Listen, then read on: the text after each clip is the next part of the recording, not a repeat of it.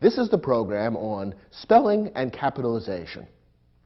Of all the languages in the world, English may be the most difficult to spell. In some other languages, Italian, for instance, each letter represents only one sound. So if you know how to say a word in Italian, you know how to spell it. In English, however, the relationship between sound and spelling is unpredictable.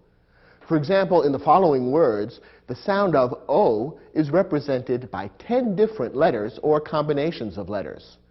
So, so, so, O, o, do, do, bow, soak, and soul. And the same letter may represent many different sounds in English. For example, in these words, the letter O represents 7 different sounds. So, to, on, honey, horse, women, burrow. No wonder English is hard to spell. Perhaps you wonder why someone hasn't tried to fix English spelling by making it match the pronunciations of words. Actually, some people have tried. Such well-known figures as the playwright George Bernard Shaw, the novelist Mark Twain, and the dictionary maker Noah Webster have all proposed simplified systems for spelling English. None of these systems have been adopted, however. There are several reasons. First, if words are to be pronounced as they are spelled, whose pronunciation will we follow? As you know, English sounds very different in New York City, Liverpool, England, Atlanta, Georgia, Bombay, India, and Sydney, Australia. If we had different spelling systems for every style of pronunciation, communication would be more difficult, not easier.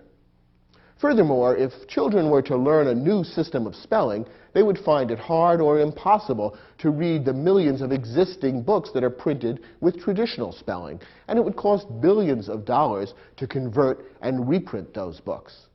For these reasons, the crazy spelling of English is simply something that we have to live with, like traffic jams or bad weather. In this lesson, you'll learn some rules and techniques that will make it easier for you to spell English words correctly. And when you're still in doubt, consult a dictionary.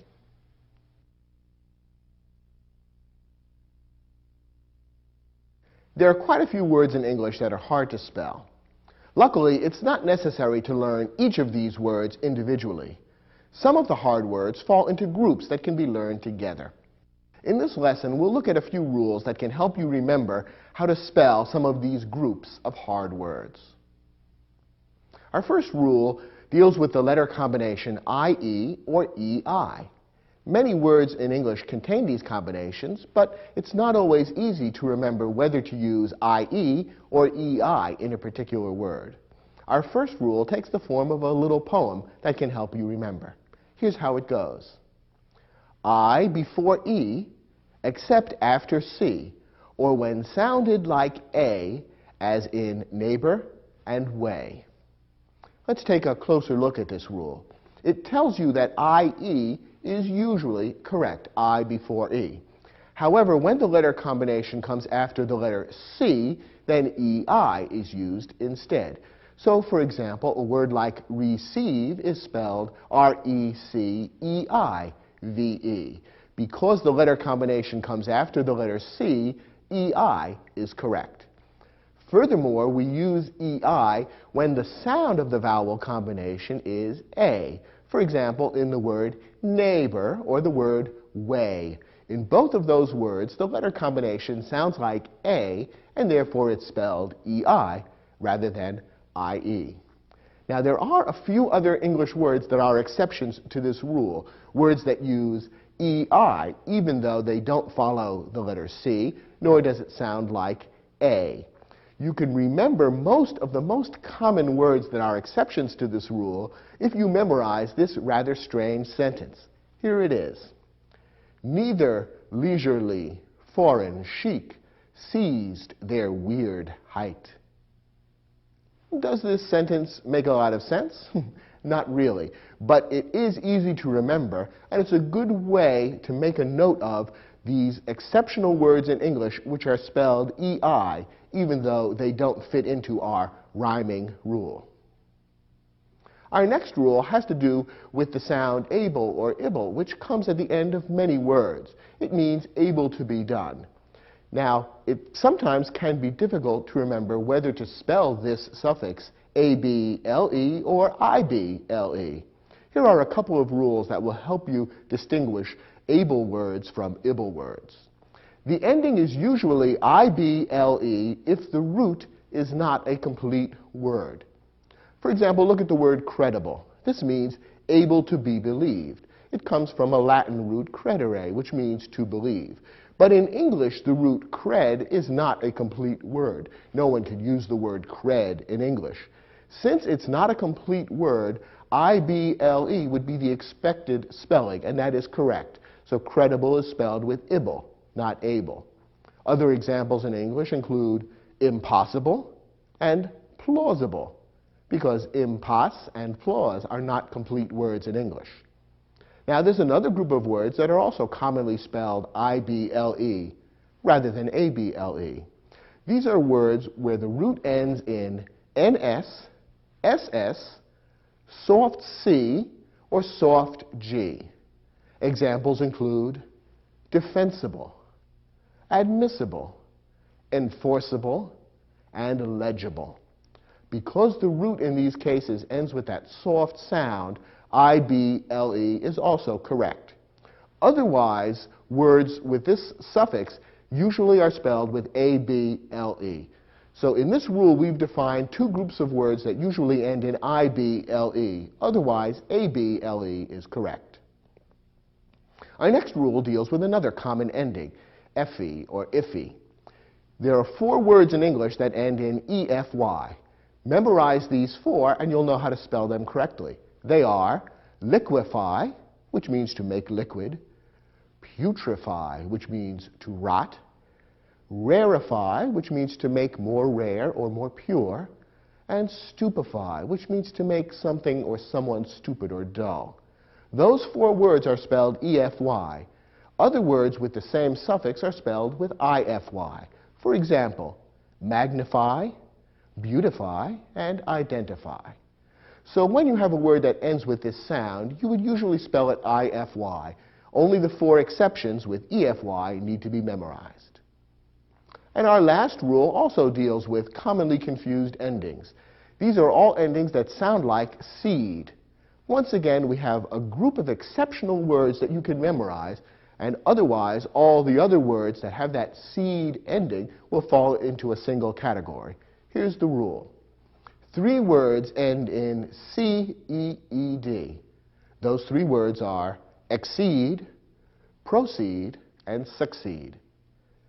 1 word ends in S-E-D-E, supersede.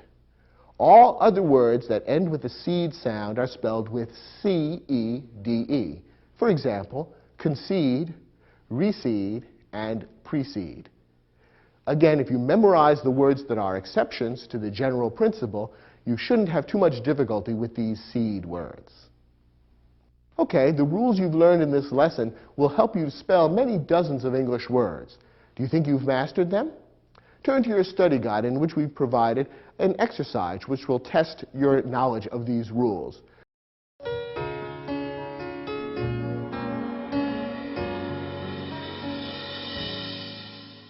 In this exercise, we provided you with 5 sentences, some of which contain spelling errors.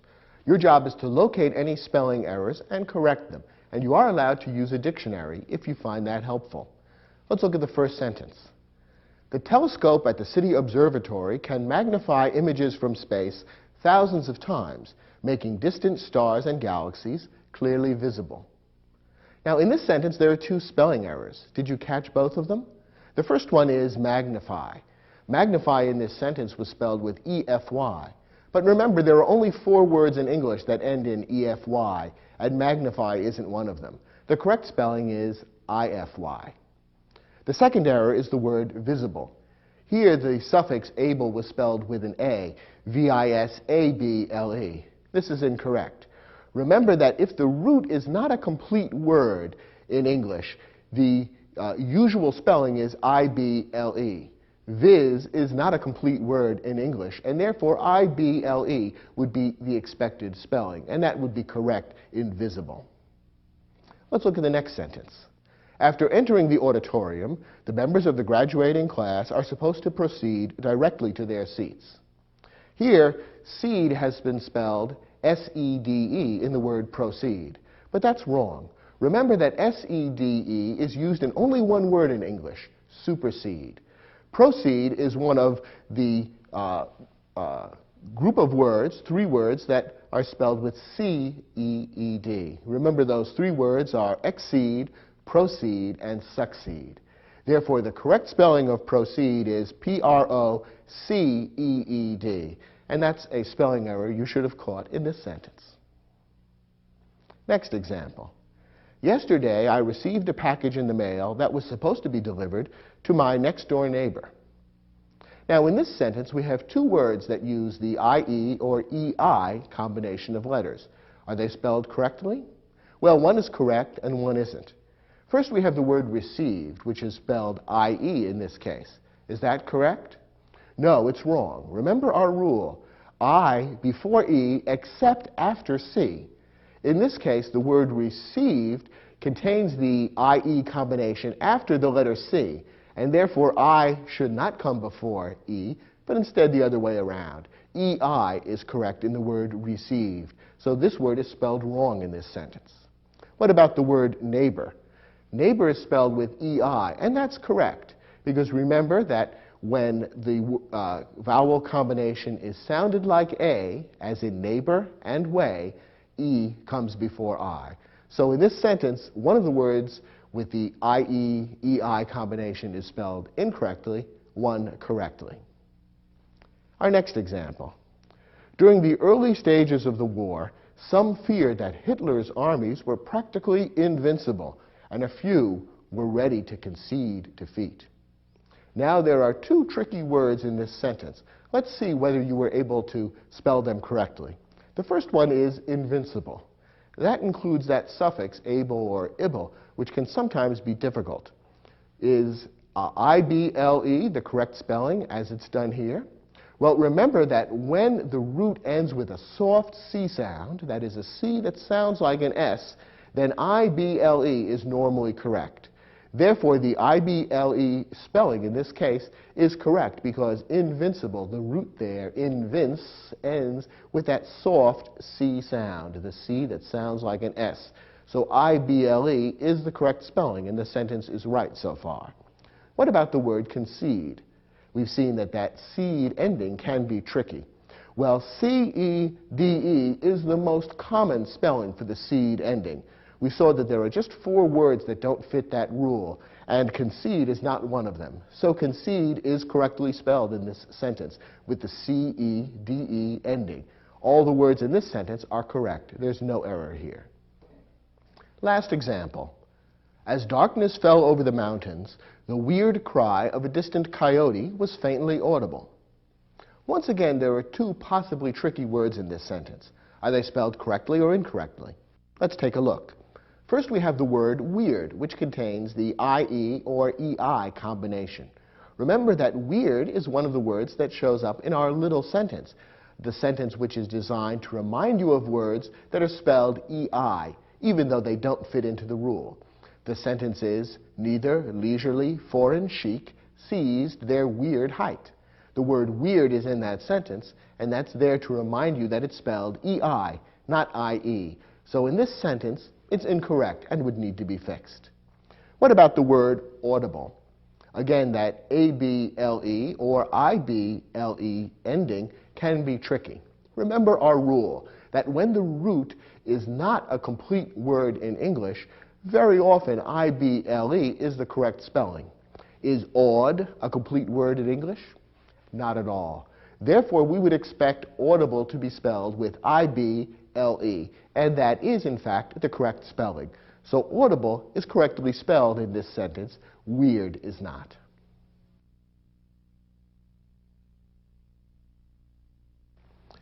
Prefixes are syllables that are added to the beginning of words or word roots to change their meaning. Suffixes are syllables added to the ends of words or word roots to change their meaning. As we've already seen, both prefixes and suffixes can pose tricky spelling challenges. In this lesson, we'll look at some rules that will help. Let's begin with the prefix in. It usually means not. For example, take the word visible, which means able to be seen. When you add the prefix in front of that word, it becomes invisible, which means not able to be seen. Now, when added to a word starting with the letter L, the in of in changes to il. So, for example, the word illegal is spelled I-L-L-E-G-A-L. Legal begins with L, and so therefore when we want to add in in front of that word, the in turns into il. Illegal means not legal. Similarly, when we want to add the prefix in front of the word literate, the in turns into il, and the word becomes illiterate, which means not able to read and write. In also changes when it's added to a word starting with M or P. In this case, the in becomes im. So, for example, when we want to add the prefix in, meaning not, to the word mortal, in becomes im, immortal. Someone who does not die is immortal. When we add in to mature, it becomes im, immature. And when we add in to the word possible, it also becomes im, impossible. That is, not able to be done. So the prefix in, when it's added to the front of words, usually means not. And in most cases, it's a simple matter of adding the in. But when the word or word root begins with L, M, or P, the in changes, and you need to know that in order to spell the words correctly. Here's a rule that deals with a suffix. When you add a suffix that begins with a vowel to a word that ends in silent E, you drop the E. Many words in English end with an E that is not pronounced, a silent E. When you add a suffix that begins with a vowel to such a word, the silent E simply disappears. Now, suffixes that begin with vowels include able, ing, er, and various others. So this is a rule that comes up quite often. Look at this example. Let's take the verb to move. It ends with a silent E. Although the E is there, we don't pronounce it. We don't say move in English, simply move. It's as if the E wasn't present. So we consider it a silent E. Now, what if we want to add the suffix ing to the word move and turn it into moving? According to our rule, because the suffix begins with the vowel I, we drop the silent E, and moving is spelled M-O-V-I-N-G. Or to take another example, suppose we want to add the suffix able to the word move to create the word movable, meaning able to be moved. Once again, we drop the silent E, and the word movable is correctly spelled M-O-V-A-B-L-E. Now, there are a couple of exceptions to this rule. The most common exception is as follows. When you add a suffix that begins with the letter A to a root that ends in CE or GE, you don't drop the silent E. And there's a special reason why this is the case. But first, let's look at a couple of examples. Take the word noticeable. Noticeable is created by adding the suffix able to the root or word notice. It means able to be noticed. Because of our rule, since this root ends in CE, we don't drop the silent E, and we spell noticeable N-O-T-I-C-E-A-B-L-E. Similarly, the word vengeance is spelled V-E-N-G-E-A-N-C-E because it's created by adding the suffix A-N-C-E, which begins with the letter A, to the root venge, which ends with G-E. In this case, once again, we don't drop the silent E. The reason for this exception to the rule is that if you were to eliminate the silent E from a root that ends in CE or GE, it might make the resulting word difficult to pronounce. For example, if noticeable were spelt without the silent E after C, it might at first glance look as though the C is a hard C. and as though the word ought to be pronounced notacable or notacable, and that would be wrong. So the E makes it clear to the reader that the C or G is soft and ought to be pronounced that way. And that's the technical reason for this exception to the rule. Here's another rule that deals with spelling suffixes. When you add a suffix that begins with a vowel to a one-syllable word that ends with a single vowel and a single consonant, double the consonant. This is a complicated rule, so let's look at each part of the rule separately. First of all, we're talking about one-syllable words. So these are short words that contain only one basic sound. Next, we're talking about one-syllable words that end in a vowel and a consonant, a single vowel and a single consonant. So if the word ends with more than one consonant, such as jump, for example, which ends with MP, this rule would not apply. Or if the word contains two vowels before a single consonant, such as the word leap, L-E-A-P. Again, the rule would not apply because of those two vowels, E-A.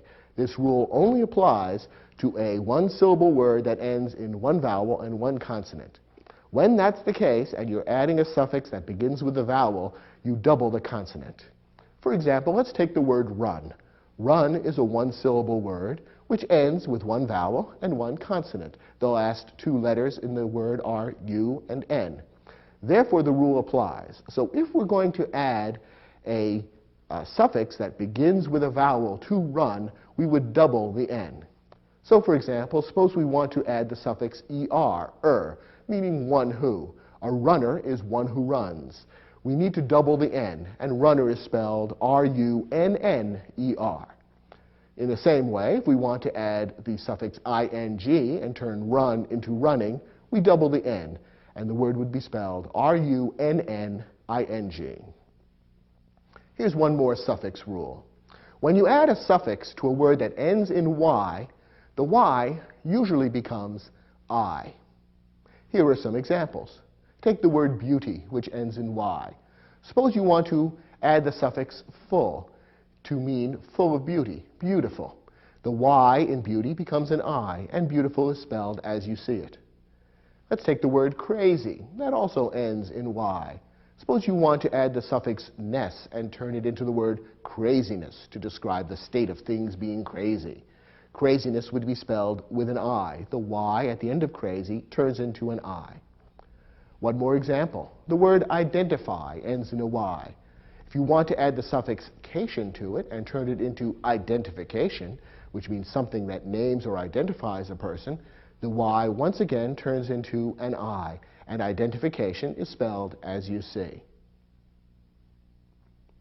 Do you think you've mastered these rules about prefixes and suffixes? You can listen to the lesson again if necessary. If you think you understand these rules, try your hand at the exercise, which allows you to test your understanding of the rules. When you finish the questions, come back and we'll take a look at them together.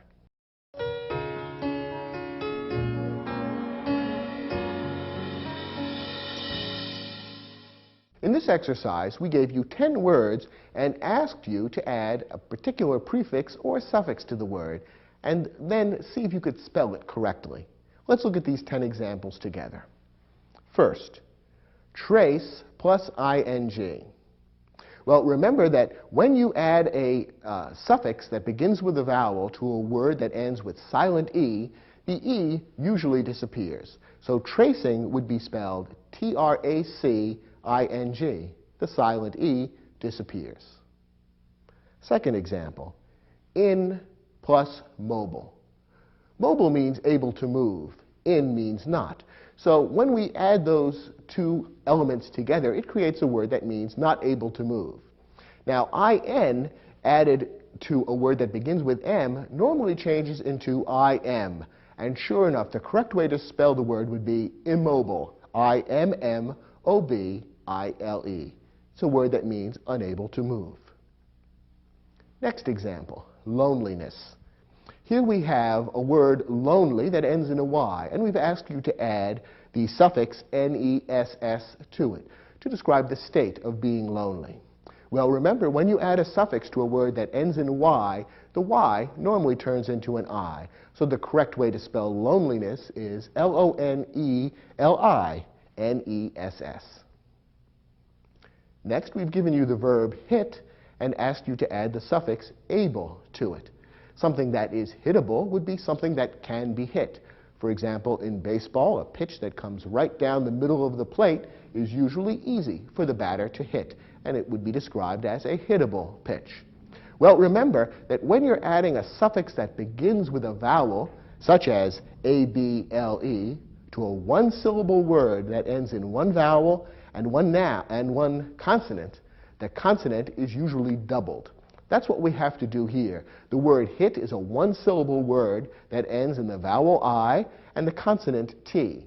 So when we're adding the suffix able to it, we need to double the T, and the resulting word would be spelled H-I-T-T-A-B-L-E. Next, logical plus the prefix in. Something that's illogical is reasonable. It makes sense. In means not, so something that's not illogical would be described by the new word that we create. Now remember, when we add in to a word that begins with L, the in normally turns into il. So the correct spelling of the resulting word would be illogical. I-L-L-O-G-I-C-A-L. Next we have the word limp, and we've asked you to add the suffix ing to it. Now remember our rule. When you're adding a suffix that begins with a vowel to a one-syllable word that ends with a single vowel and a single consonant, you would normally double the consonant. Does that rule apply here? Well, limp is a one-syllable word, but it doesn't end with a single vowel and a single consonant. It ends with the vowel I followed by two consonants, MP. Therefore, no doubling is necessary, and when we add ing, there's really no change in the spelling of the word. The final spelling of the correct word limping is L-I-M-P-I-N-G. Next example, adore plus A-T-I-O-N. Here we're adding a suffix to a word that ends with a silent E, and the suffix begins with a vowel, ation.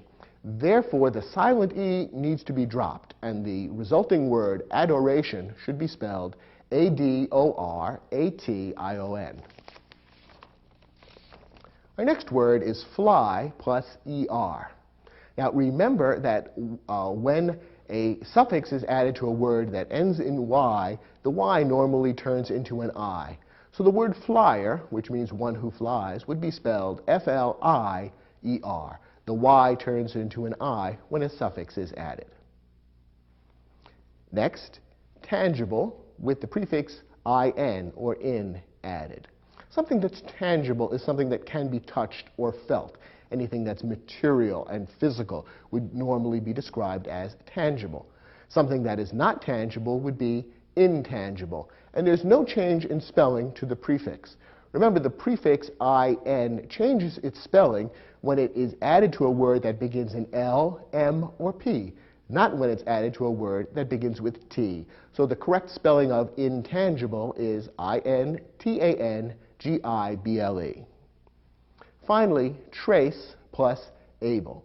Something that is traceable is able to be traced. Now, trace ends with a silent E, so your immediate thought might be, well, let's eliminate the silent E, since we're adding a suffix that begins with a vowel. But remember our exception. When you add a suffix that begins with the letter A to a root that ends in CE or GE, you don't drop the silent E. So the correct way to spell traceable is T-R-A-C-E-A-B-L-E.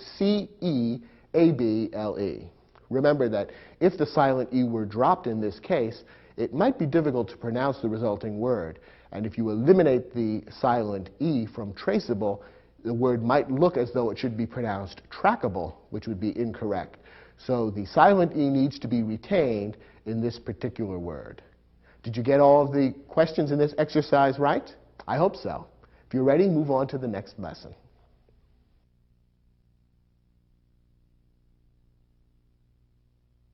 People often make spelling errors when they write a word that sounds the same or almost the same as another word with a different meaning and a different spelling. In this lesson, we'll look at some of the most commonly confused words and explain how you can tell them apart and therefore spell them correctly. First, there are a couple of words that sound like accept. They're spelled differently and have different meanings. To accept, spelled A-C-C-E-P-T, is a verb meaning to take. Except, E-X-C-E-P-T, can be used as either a verb or a preposition. When it's used as a verb, it means to exclude. When it's used as a preposition, which is more common, it means other than. Except for the weather, I enjoyed the picnic. Here are two words that sound like access. A-C-C-E-S-S, access means availability. E-X-C-E-S-S means too much of something. Two words that sound different but have related meanings and therefore are often confused are advice and advise. Advice spelled with a C is a noun. Advise with an S is a verb. When someone gives you some advice, C, they advise you with an S. The words affect and effect sound almost the same, but they're spelled differently and have different meanings. A-F-F-E-C-T, affect, is usually used as a verb, and it means to influence. The weather may affect your mood. Effect, spelled with an E, E-F-F-E-C-T, is usually used as a noun, meaning influence. The weather can have an effect on your mood. Effect is also used as a verb meaning to accomplish. The president effected a change in tax policy, meaning the president accomplished a change in tax policy. So be careful which of these words you're using and be sure to spell correctly. Here are two words that sound practically the same, coarse and coarse. Coarse with an A is an adjective meaning rough. For example, the hair on the back of a horse's neck is usually coarse. Course spelled with a U means direction, or it can mean a subject at school. What English course are you taking next year? The words complement and complement are spelled slightly differently and have somewhat different meanings. Complement with an E in the middle is a verb meaning to complete. Compliment with an I is a verb meaning to praise. You might compliment with an I your friend on her dress. And if she chooses a bag and shoes that go with the dress perfectly and complete the outfit, you could say, oh, those shoes really complement your outfit, spelled with an E. Phase and phase are two different words with different spellings and different meanings. Phase, F-A-Z-E, means to daunt or overwhelmed. He was really phased by all the work he had to do. Phase, spelled P-H-A-S-E, is a noun that means period. One phase of your life gives way to another. The word its and its are spelled almost the same, except that one contains an apostrophe, and they have an important difference in meaning. Its, without an apostrophe, is a possessive pronoun, which means of it. The cat hurt its paw, meaning the paw of it, of the cat. Its with an apostrophe means it is. When you use it's in a sentence, always ask yourself, could I substitute the words it is for its? If so, then you mean it's with an apostrophe, and you need to insert the apostrophe. Otherwise, leave the apostrophe out. Here's a group of three words that people often get tangled up in. First, we have the verb lead, which means to direct. The past tense of the verb lead is led, which means directed. However, there's another word pronounced led, which is spelled the same as lead, L-E-A-D. This lead is a noun describing a kind of metal. So always be careful as to which lead you're using. If you're using led as a verb, meaning directed, someone led a group on an expedition, for example, you spell it L-E-D. If you're referring to the metal, the grayish metal that is called lead, it is spelled L-E-A-D. These two words are pronounced somewhat differently, and they have different meanings, but people often confuse them. Loose, with two O's, is usually used as an adjective, meaning slack. These pants are loose on me. Lose, with only one O, is usually used as a verb, meaning to mislay or perhaps to be defeated in a contest. These two words are pronounced the same, past and past. Past, spelled P-A-S-S-E-D, is the past tense of the verb pass, and it means went by. Past, spelled P-A-S-T, is a noun referring to a previous time. It can also be used as an adjective referring to something from a previous time. But P-A-S-S-E-D, remember, is part of the verb. Peace, spelled P-E-A-C-E, means tranquility. It's the opposite of war. Piece, spelled P-I-E-C-E, means a part, a piece of pie, for example. Poor and poor are pronounced the same, but they have different meanings. Poor, spelled P-O-R-E, means to study. It's often used in the expression to pore over some papers. Pour, spelled P-O-U-R, means to spill. Pour a cup of coffee, for example. Precede, spelled P-R-E-C-E-D-E, means to go before. Proceed, P-R-O-C-E-E-D, is pronounced slightly differently, and it means to go ahead. When one person precedes another in a parade, for example, that means that one person goes before the other. Both of them proceed down the street together, however. Principal and principal are two different words with somewhat different meanings. Principal, spelled with P-A-L at the end, is an adjective or a noun meaning chief. It's usually used as a noun to mean the leader of a school. Principle, spelled P-L-E, is a noun meaning a rule. There are certain important principles of science that every physics student needs to know. One easy way of remembering the P-A-L spelling of the name of a person who's the head of the school is the saying, the principal is your pal. The word pal is spelled P-A-L, and it appears in the end of that word, principal, when it's used to mean the head of a school. There are three words that sound like rain. They're spelled differently, and they have slightly different meanings. R-A-I-N is the most common. That means precipitation, the stuff that falls down, the water that falls from the sky is rain, R-A-I-N. R-E-I-N, rain, that refers originally to the bridle of a horse. That is, the leather strap that you use to control a horse would be described as a rein or a set of reins. To reign, spelled this way, means to control. And R-E-I-G-N, reign, means rule in the sense that a king rules a country. It's a different type of control, but when reign is used in this way, it refers to a king or another leader who rules a country, whereas R-E-I-N refers to pulling back or holding back some powerful force, the way a rider uses the reins to hold back a horse. The meanings are somewhat similar, but fundamentally different, and therefore you need to distinguish between those two types of reign in particular. Here are two words that sound the same, but actually have opposite meanings. To raise, spelled R-A-I-S-E, means to lift up. To raze, R-A-Z-E, means to tear down. And it's usually used in reference to buildings. When a building needs to be torn down to be replaced by another building, we might speak of raising it, spelled with a Z. Here's another group of three words with different spellings and different meanings. Sight, spelled S-I-G-H-T, means vision, something that one sees or the ability to see. Site, spelled S-I-T-E, means a place. The site for a new office building, for example, would be the place where that building is going to be built. To cite, C-I-T-E, means to refer to something. When you're writing a paper for school, for example, you might cite a reference source. That is, you would refer to it or name the book from which a particular piece of information was drawn. Stationary and stationary look almost the same, but they're quite different in meaning.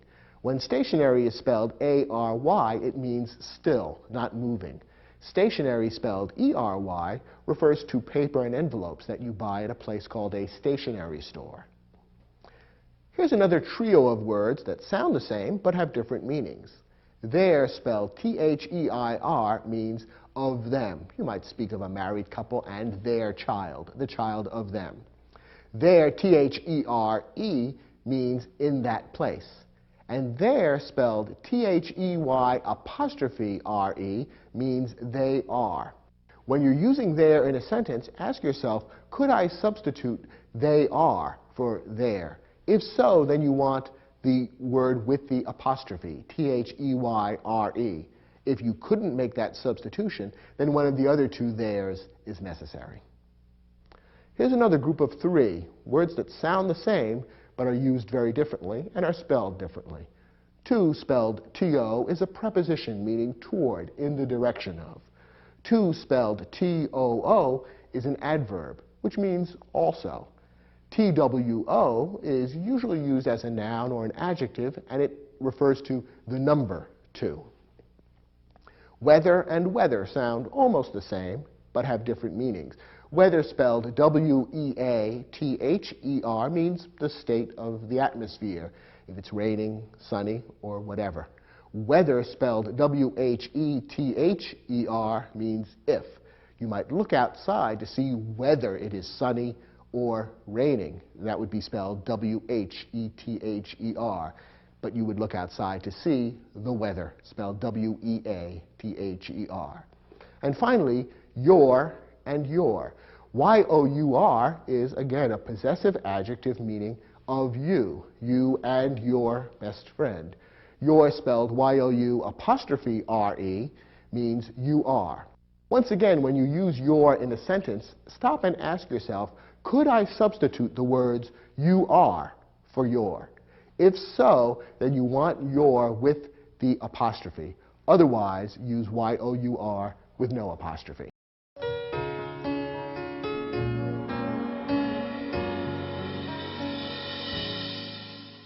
Once again, we gave you several sentences and challenged you to find any misspelled words they contain.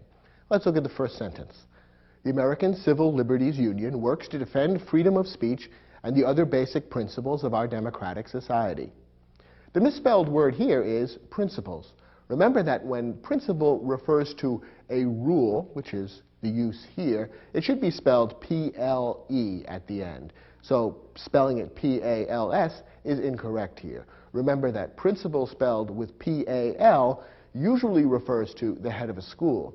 So if the American Civil Liberties Union went to court to defend the rights of a principal of a school, then it would be spelled P-A-L. But in this case, the sentence is talking about the basic rules of democracy, and therefore P-L-E would be the correct spelling for that kind of principle.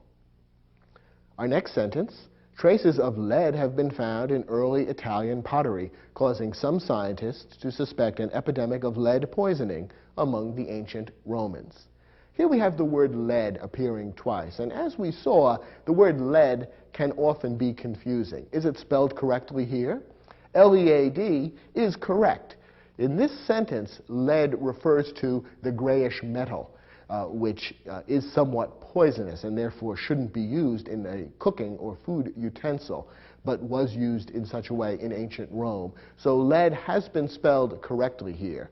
Remember that when lead is being used as the past tense of the verb to lead, it's spelled L-E-D. But that's not the case here. So this sentence doesn't contain any spelling error. Next example. This empty lot will be the site of the new physics laboratory scheduled to be built in the next 2 years. Now remember from the lesson we saw that there are 3 ways to spell the word that is pronounced sight. The way it's spelled in this sentence, S-I-G-H-T, isn't correct for this usage. Sight spelled that way means the power to see, vision, or something that you see. When we're talking about a location or a place, we want to spell sight S-I-T-E, and that would be the correct spelling here. Next, the reign of King Arthur is described in English legends as a time of unparalleled peace and prosperity. Well, we gave you 2 errors in this sentence, not just one. I hope you caught them both. The first error is with the spelling of reign, R-E-I-N. Remember that there are 3 different forms of the word reign. The way it's spelled here, R-E-I-N, would refer to the piece of leather that's used to hold back a horse. Or it could be used as a verb meaning to restrain, control, or hold back. In this case, however, the author of the sentence is trying to use the word reign, spelled R-E-I-G-N, meaning the rule of a king. Since he's referring to the time when King Arthur ruled or reigned over England, it should be spelled with the G. The other misspelling is the word peace. Remember that piece, spelled P-I-E-C-E, means a bit or part of something. In this case, however, the author is talking about a time of peace, meaning of tranquility, the absence of war. So the correct spelling would be P-E-A-C-E. Final example. The third and fifth holes offer the most difficult challenge on this golf course. Here, course has been misspelled. C-O-A-R-S-E means rough, and it's an adjective. In this case, the word course is being used as a noun, and it's being used in this particular sentence to refer to a series of holes that go to make up a game of golf, the place on which a game of golf is played. That noun is spelled C-O-U-R-S-E, and that spelling would have to be corrected to make the sentence correct. Did you catch all these spelling errors? If not, take a look at the lesson and remind yourself of the principles behind the differentiation among all these different words that sound similar but are spelled differently. And when you're ready, move on to the next lesson.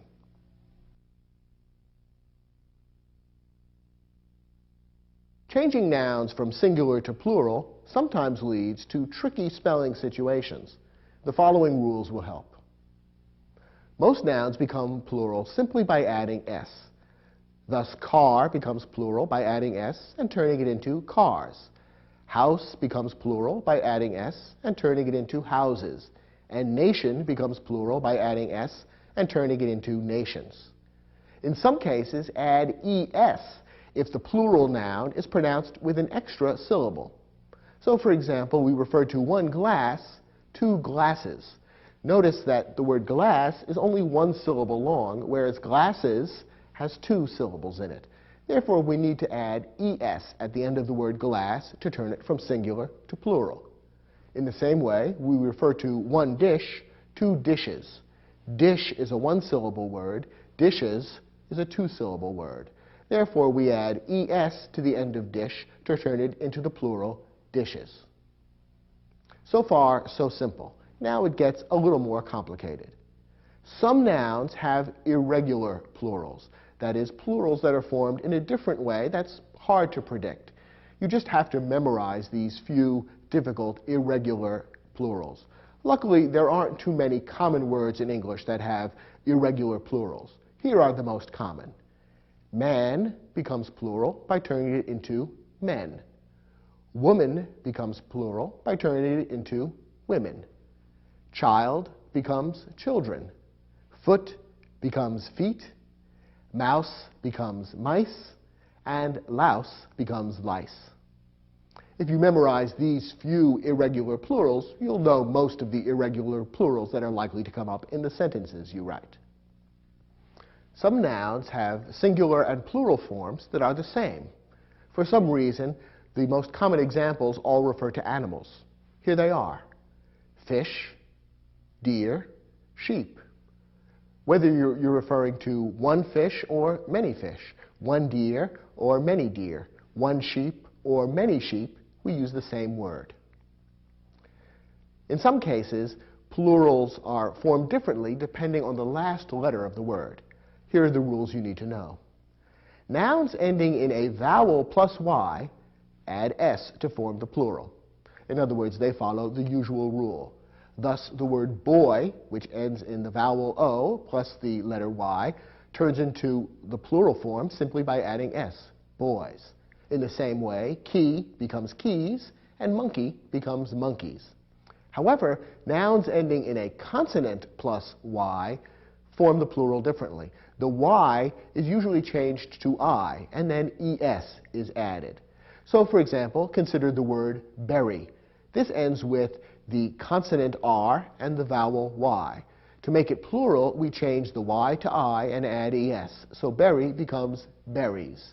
In the same way, emergency becomes emergencies, and company becomes companies. The letter O can also be tricky at the end of a word. Some nouns ending in a consonant plus O form the plural by adding es. For example, potato becomes potatoes, and veto becomes vetoes. Unfortunately, there are some exceptions. There are some words that end in a consonant plus O, which form the plural simply by adding S with no E. The most common examples are pianos, solos, and sopranos. Notice that all three have to do with music. Maybe that will help you to remember them. Most nouns that end in a vowel plus O simply add S. For example, radio, which ends in the vowel I plus O, becomes plural simply by adding S, radios. In the same way, stereo becomes plural simply by adding S, stereos. Finally, some English words use a foreign plural form. Remember that the English language borrows lots of words from other languages, and those other languages have their own ways of forming plurals. And in a few cases, the English language still follows the foreign rule for whatever reason. Here are the most common words that you need to know which use a foreign plural form. The singular word medium refers to a form of communication. Television, for example, is a communications medium. The plural form is media, M-E-D-I-A. People often talk about the media, by which they mean, for example, television, movies, radio, the internet, the print media, such as books and magazines, and so forth. When you hear people talking about the media, they are really talking about all the different media, each one of which is a medium. So media is a plural word, referring to one medium and yet another. Another singular word that follows the foreign rule for pluralization is phenomenon. A phenomenon is a happening. When you're referring to more than one phenomenon, we call it phenomena. The O-N at the end turns into A. So when we are speaking of more than one phenomenon, we speak of phenomena, unusual phenomena, for example. A criterion is a rule or yardstick. Again, when we want to turn this into a plural, we change the O-N at the end into an A. So when we're referring to more than one rule or yardstick, we refer to criteria, the criteria by which we judge whether a movie is good or not. The most important criterion, however, might be the acting. Finally, the word crisis means a turning point or a time of difficulty. We turn it into a plural by turning the final I into an E, crises. Richard Nixon wrote a book about his political career which referred to several crises through which he had lived. One last point under the pluralization issue. There are a couple of words in English that people often confuse as to whether they are singular or plural. So we put these under the heading of, is it singular or plural? Take the word data, for example. Technically, the word data is a plural word. It refers to several pieces of information. A single piece of information, if you want to refer to that, would be called a datum, D-A-T-U-M. That's the singular form of data. It's rarely used, however. The important thing to remember is when you do refer to data, that you are using a plural word. So, for example, if you were writing a paper about a scientific experiment, you might say the data are complex. You would use the plural verb are, not a singular verb, because data is plural. Well, now that you've seen these rules about how to turn singular words into plural words and spell them correctly, try the exercise, which will give you a chance to test your knowledge of these rules. When you're done, come back and we'll see how well you did with the exercise.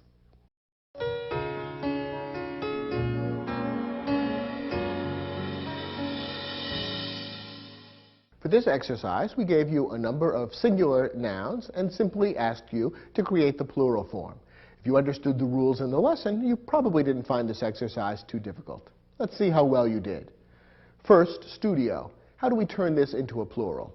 Well, remember our rule that most nouns ending in a vowel plus O turn into a plural simply by adding S, and that would be correct here. So studio becomes studios simply by adding an S, and the correct spelling would be S-T-U-D-I-O-S. Next, pony. Well, remember, most nouns that end in a consonant plus Y turn into a plural by transforming the Y into an I and then adding ES. So the correct spelling of ponies is P-O-N-I-E-S. Next, bunch. Well, when you turn bunch into bunches, notice that an extra syllable gets added. So you are adding an S, but because bunch turns into bunches and becomes a one turning into a two-syllable word, we have to add ES. So the correct spelling of bunches is B-U-N-C-H-E-S. Remember that when adding the S adds another syllable onto the word, you add ES rather than simply the letter S. Next, dear. This is a little bit of a tricky question. Remember that dear is one of those few unusual words that have the same form in both singular and plural. So the singular form is dear, the plural form is also dear. Next, zero. How do we turn zero into zeros? Well, most nouns that end in a consonant plus the letter O turn into a plural by adding ES, and that would be correct with zeros. The right spelling is Z-E-R-O-E-S. Crisis. How do we turn crisis into a plural? Remember that crisis is one of a handful of English words that use a foreign form for the plural. So rather than turning crisis into crisises, for example, we simply change the final I into an E. The correct plural of crisis is crises, C-R-I-S-E-S. How do we make tray into a plural? Well, this is a word that ends in a Y, but remember, our unusual or special rule only applies to a word that ends in a consonant plus Y. When a word ends in a vowel plus Y, we simply add an S as usual. So tray becomes plural by simply adding an S and turning it into trays.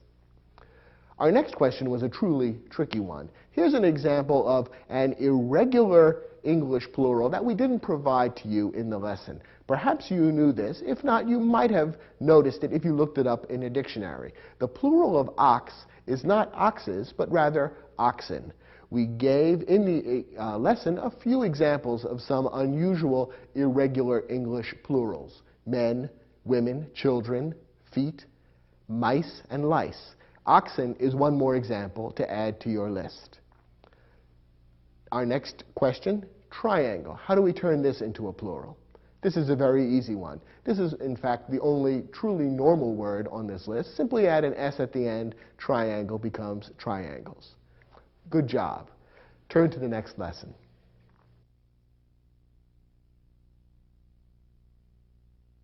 In this lesson, we're going to talk about one final aspect of spelling, namely capitalization. Capitalization refers to using a large letter at the beginning of a particular word. Now, the rules for capitalization can be very complicated, and they do vary from one type of publication or one situation to another. In fact, for example, newspapers and magazines often have their own style manuals, which are guides that their writers and editors follow, which cover rules such as capitalization. And they may have their own specific form of capitalization, which may differ from what other magazines and newspapers follow. Your teacher may ask you to use a particular style manual in writing papers for his or her class. And if so, you'll want to look at the rules on capitalization that are provided in that specific style manual. What we're going to do in this lesson is provide the basic rules for capitalization. We're not going to try to get into all the possible details that we could address, but we'll provide you with some basic rules which will cover 90% of the situations that are likely to arise in your writing and which you won't make any serious mistakes if you follow. Here they are. First, always capitalize the first word of a sentence. Next, capitalize the name of a specific person, place, or organization. For example, you would capitalize the first letter in each of these names. Brad Pitt, Minneapolis, Swarthmore College. If you're not referring to a specific person, place, or organization, you would use a lowercase letter. So, for example, if you were writing a sentence that simply referred to colleges in the United States, you would not capitalize the word college because a specific college is not being referred to. Capitalize the name of a day, month, or holiday. For example, you would always capitalize the first letter of Saturday, April, Columbus Day. Don't capitalize the names of seasons. So, for example, use a lowercase letter for the beginning of the words spring and autumn. Capitalize the names of historical eras or events. For example, each of these terms would be capitalized. World War II, the Renaissance, the Cultural Revolution. This last phrase refers to an era from modern Chinese history. Notice that the word the usually is not capitalized, only the main word in these titles is capitalized. Always capitalize the name of a nationality or region. For example, you would capitalize the first letter in Korean, the Mideast, the Northwest Territory. Don't capitalize directions. This is different from describing a region. When you're using a directional name to describe a place on the globe, a particular area of the world, such as the Mideast, you would capitalize it. But when simply referring to a direction of the compass, you would not capitalize it. So, for example, in this sentence, we do not capitalize the word west. Go west, young man. Here, the word west is not referring to a region known as the West. Instead, it's simply pointing in a particular direction, and therefore capitalization is not used. Capitalize a rank or title when joined to a name. For example, we would capitalize the ranks or titles in the following phrases: President Bush, Secretary General Kofi Annan, Archbishop Moore. Titles and ranks are usually not capitalized when they're not joined to names. For example, in this sentence, the president addressed the crowd. The word president is not capitalized. Of course, it would be if it said President Bush addressed the crowd. Finally, capitalize the first word and other important words in the titles of works of art. Here are some examples. The Old Man and the Sea. This is the name of a famous novel. The first word is the, so we capitalize the T. Old, man, and sea are all important words, and they are capitalized as well. Another example. Arrangement in black and gray. This is the name of a famous painting. In fact, you probably know the painting by the name of Whistler's Mother.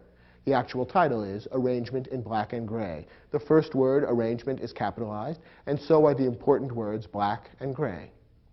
Here's the title of a piece of music: Symphony in D major.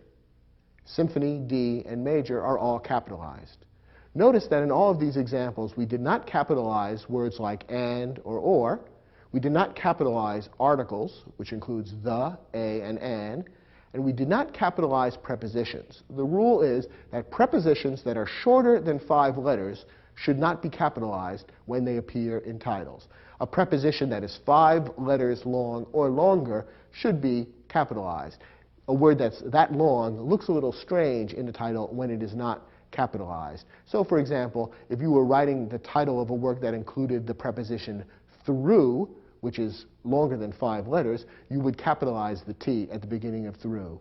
Otherwise, most prepositions, which are shorter than 5 letters, are not capitalized. So words like to, in, for, by, from, and so on would not be capitalized unless, of course, they happen to be the first word of the title. So these are the most important basic rules for when you capitalize words. Otherwise, don't capitalize words that appear in your sentences. It's not necessary. After you've absorbed these rules, try your hand at the exercise that tests your understanding of capitalization. When you're done, come back and we'll see how well you did on the exercise.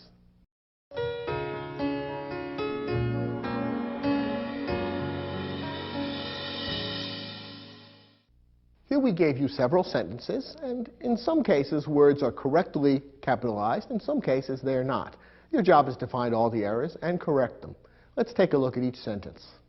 First, my favorite book is Zen and the Art of Motorcycle Maintenance by Robert M. Pirsig.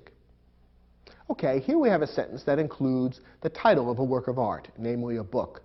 So we know that there's an important rule that's going to need to be followed. Let's take a look at this sentence and see whether capitalization has been done correctly. The first word of the sentence, my, is capitalized, as it should be, so that's fine. Now let's look at the title, Zen and the Art of Motorcycle Maintenance. The first word of the title, Zen, has been capitalized, and that's correct.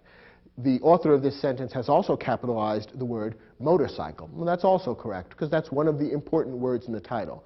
But the other words have not been capitalized. Is that correct or not? Well, the words and the should not be capitalized, and neither should the word of. Those are short words, and is one of the kinds of words that we taught you in the lesson shouldn't be capitalized. The is an article, and of is a short preposition, and none of those should be capitalized. However, the other words in the title are all important and should be capitalized. So the word art should be capitalized, and the word maintenance should also be capitalized. Now, the sentence ends with the name of the author of the book, and the names of specific people should always be capitalized. So Robert should have a capital R, the middle initial M should be capitalized, and the P in Piercing should also be capitalized. So there are 5 letters in this sentence that need to be turned from small letters into capital letters, and I hope you caught them all. Next example. The 3 senators were greeted at the airport by Mayor Bloomberg and his young assistant. Okay, here we have a sentence that includes a number of titles. Which ones should be capitalized and which ones shouldn't? First of all, the first word of the sentence, the, is capitalized as it should be. Then we have the word senators, the 3 senators. This is a rank or title. Should it be capitalized? Well, remember our rule. Normally, when a rank or title is not connected to a name, it should not be capitalized. So the lowercase s, the non-capital S, is correct in this sentence. So senators would not be capitalized. What about Mayor Bloomberg? The name Bloomberg is capitalized, as it should be. What about mayor? That's his rank or title. In this sentence, mayor is not capitalized. Should it be? Remember our rule, that when a rank or title is connected to a name, it normally should be capitalized. So the M in mayor, in this case, should be capitalized. There's one other title that's mentioned here, Mayor Bloomberg and his young assistant. Assistant is another rank or title. Should it be capitalized? Once again, it's not connected to a name, so therefore it shouldn't be capitalized. By the way, you might have noticed the word airport and thought, maybe that should be capitalized. After all, it refers to a place.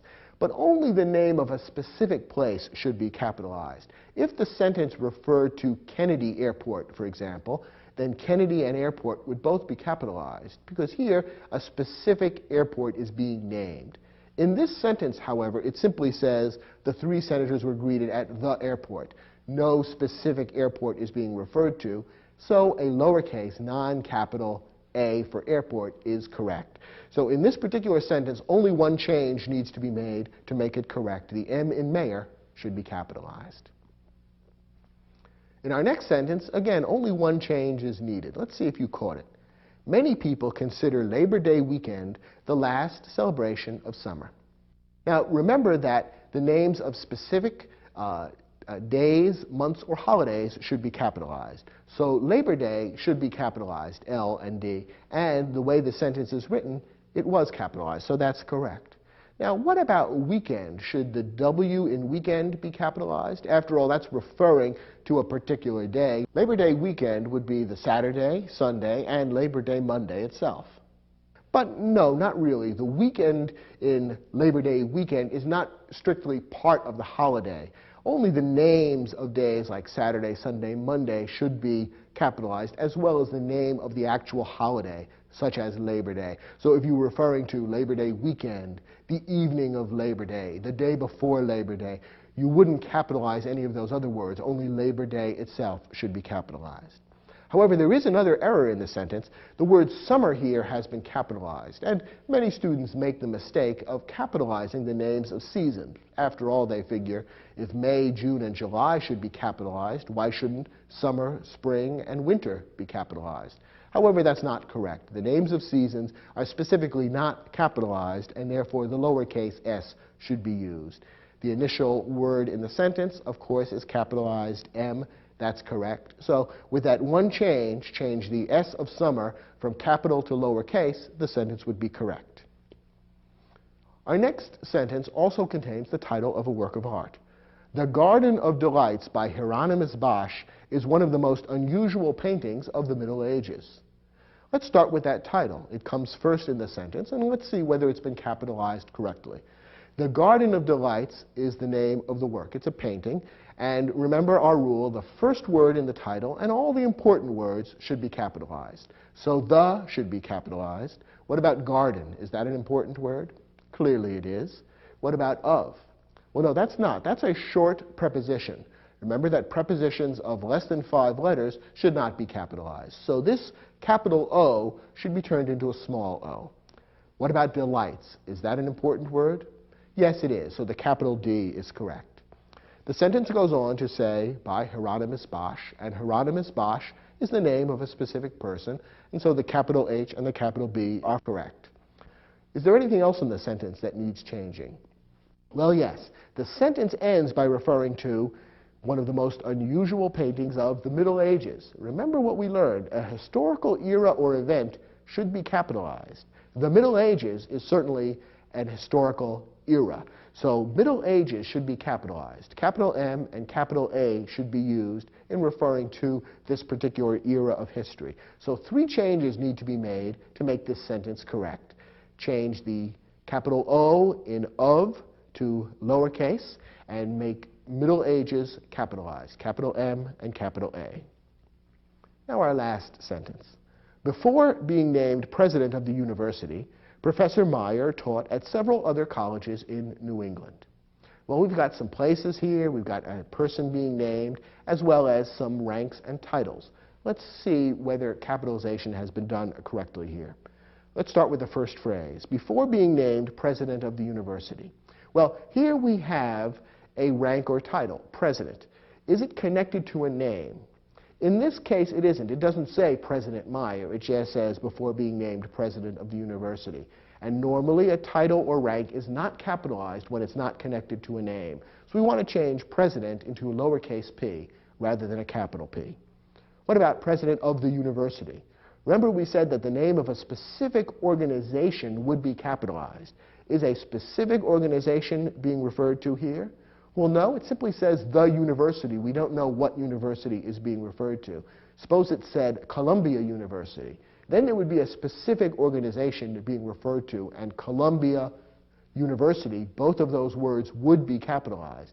But when we simply refer to the university, it's not a specific organization, so we have lowercase u instead. That's a second change that needs to be made.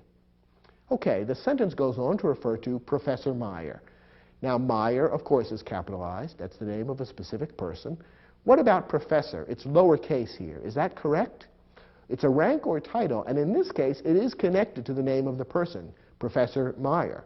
Therefore, it should be capitalized. The P in professor should be a capital P. So that's another change that needs to be made. Finally, the sentence says that Professor Meyer taught at several other colleges in New England. Now, what about the word colleges there? It's the name of an organization. Should it be capitalized? No, because a specific college is not being referred to, rather a group of several other unnamed colleges. Finally, the sentence refers to New England. That is a region of the country, and a region or nationality should always be capitalized. England has been capitalized, but the author of the sentence forgot to capitalize new, and it should also be capitalized because the name of the region being referred to here is not England, it's New England. That's what we call those 6 states in the northeastern part of the United States, Maine, New Hampshire, Vermont, Connecticut, Rhode Island, and Massachusetts, constitute New England. So those 6 states make up a specific region, and the whole title of the region, New England, should be capitalized. So in this sentence, we actually need to make 4 changes. President and university should be lowercase, professor and new should be capitalized. I hope you caught all those changes. If you did, you can